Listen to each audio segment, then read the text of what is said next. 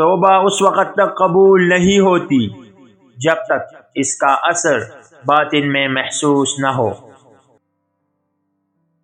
ظاہری روزہ کی نسبت باطنی روزہ رکھنا دشوار ہے، کیونکہ اس میں حرام سننے، حرام پکڑنے اور حرام چلنے سے رکنا اشد ضروری ہے۔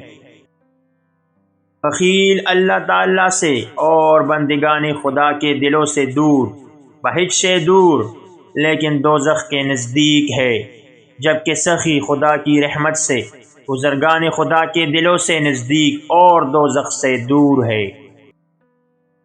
آدمی کے دین کو کوئی شے درست نہیں کرتی جیسا کہ حسن خلق اور سخاوت۔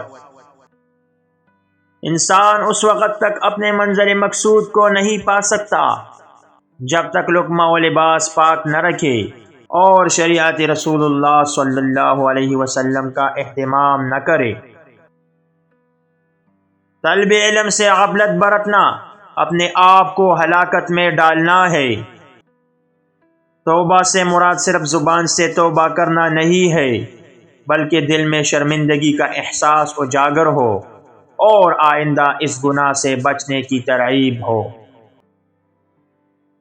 تمام کاموں کی بنیاد اور اصلیت یہ ہے کہ روزی کا غم اپنے دل سے نکال کر اللہ تعالیٰ کی بندگی کی فکر اور آخرت کے غم کو اپنے دل میں جگہ دی جائے۔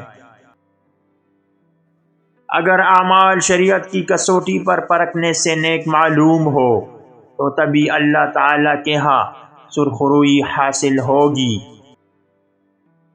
اگر دونوں جہاں کی دولت سے مالا مال ہونا چاہتے ہو تو اللہ تعالیٰ کے دوستوں کے طالب رہو۔